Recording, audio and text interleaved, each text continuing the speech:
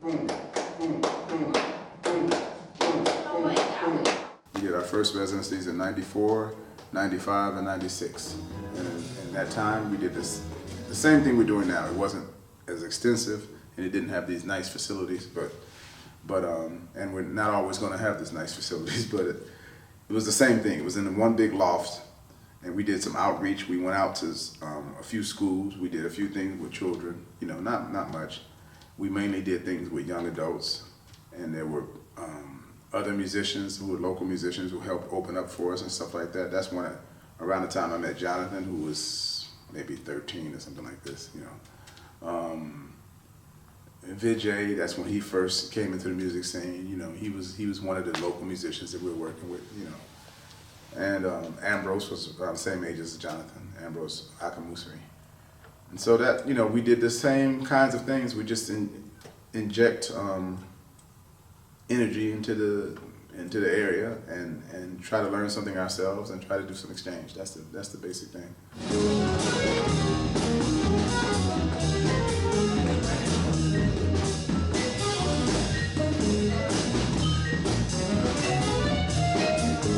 And then play constantly, play every night, or not every night, but 4 nights a week, 5 nights a week, something like that, 6 nights a week, So that's the general idea.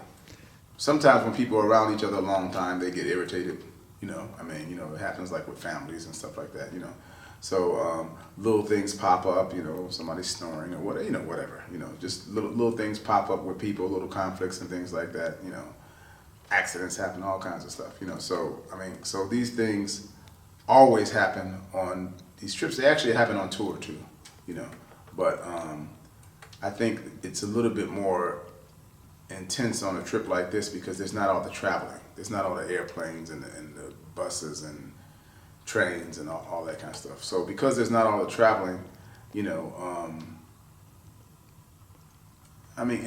a way, it's like more of a family kind of situation because you're more in one spot,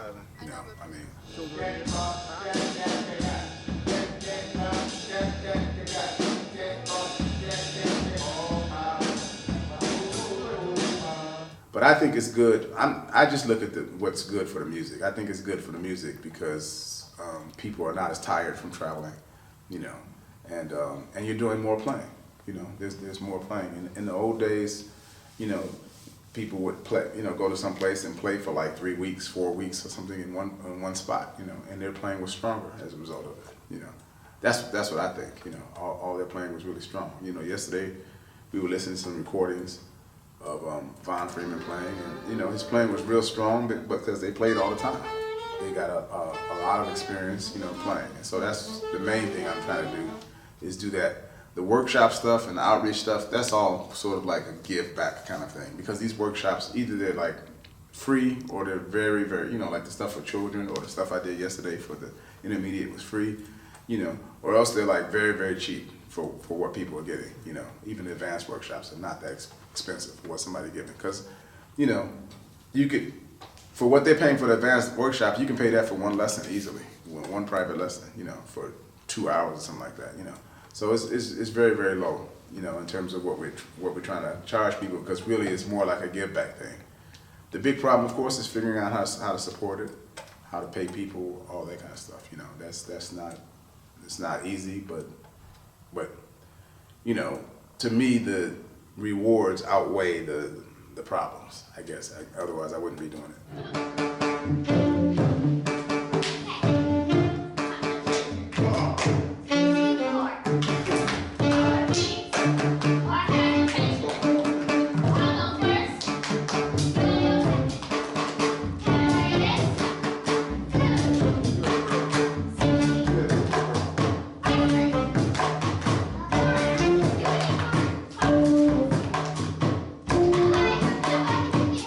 Done things in kindergartens and stuff before, It's not the first time. You just adjust to when you're teaching young people, you adjust to the level that they're on, Obviously, you can't start talking about, the ratio of Jupiter and Saturn, to some little kid, So, you teach people on the level that they can understand, and so the workshops, the 2 workshops that we gave yesterday, one was, you know, to really young children, and you know, what do young people play games and stuff like that. So you kind of have to make it fun for them. You know, I mean, it's fun for us too, but you kind of have to make it fun for them because their level of understanding and what they're dealing with every day is pretty much just games and you know and feed me, you know, whatever, you know, and so they, you know. A lot of times they're just getting introduced to instrumental music or, you know, people playing instruments and everything. So it's more of a sight thing. You know, they're just taking it all in with their senses, you know. But there's not probably a lot of understanding. Whereas with the next group of people, you know, they were trying to, some of them were not at the beginner stage, but they weren't at the advanced stage, you know. And they were trying to understand, how do I get better? You know, how do I get better at this? You know, and there are people who decide to play music. Now that's a whole different level. So then you get detailed, you start talking about pitches and rhythms and things like that. Now the advanced level, I plan on moving pretty fast. We haven't done the advanced level yet, that's next week. But there things will be moving pretty fast because people sent me audition tapes and I only picked the people who could play already. I mean, who could play somewhere near a professional level, you know, or they're on a professional level. Some of them are just people who working around the city are already professional, you know.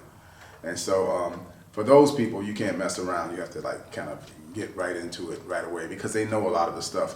The people who I was teaching yesterday, the adults, but they were medium level, there was a lot of things that they didn't know already. You know, that the advanced people, I can tell by listening to them that they already know. You know, some of those people are people I played with before. You know, and so in their case, you got to move pretty fast. Because first of all, they don't have a lot of time, you know, and second of all, they can already play. They're already professional. They already know songs and all that kind of stuff. You know, they may have some holes here and there, but different people are going to have different holes. But you know, they know what they're signing up for. They wouldn't have signed up for it if they hadn't. You know, they've heard the records, you know, and they know who we are and all that kind of stuff. So they're signing up because they want, you know, to learn something in that area. You know, those who don't, we won't see them, you know. With the little kids, it's not the same thing. They don't know who you are. You're just some guy with a saxophone, you know. And so for them, you know, there's one level. The intermediate people, they might know who you are, but they're not quite ready to participate on a high level yet. So that's another level. And then the advanced people, they know who you are. They're professional and they know how to play, and they're trying to get specifically the area that you're dealing with. You know, I mean, that's the only reason somebody would come to a workshop of Sonny Rollins or whatever, is because they want what they think Sonny Rollins is going to give them. Now, what Sonny Rollins gives them might not be what they think they're going to get, but they have an idea from listening to records, usually from recordings. You know, they have an idea from listening to recordings and stuff like that, and so they sign up. Otherwise, who would take the trouble of sending an audition tape and all that if they weren't serious about it? You know, and they have to pay money. I mean, it's not a lot of money, but they still have to pay some money. You know, so that's, for a professional musician who's working and everything, that's a big deal. You know, they're not going to just do that. You know, and we have a lot of people signed up for that class, but it's going to be intensive. And I had to reject some people or put them in an intermediate class because they weren't, you know, I could tell they weren't going to be able to keep up. You know, you could tell like in 2 seconds listening to somebody play, really. You know, you can really tell in a very short time. Now, it's impossible to have everybody be on exactly the same level. There's always going to be some a little ahead of others, you know, but you have to determine where the cutoff point is. You know, it's just like, you know, being in, I don't know, I guess school is a little different because a lot of times it's based on age, you know, but this is not based on age. This is based on completely on ability. It's not based on age, you know, so it doesn't matter if the person's old or young. If you get like a young whiz kid who's 13, but who's a prodigy, they can be in an advanced class, you know. And on the other hand, you can have an old guy who, you know, can barely play, you know. So you have different levels.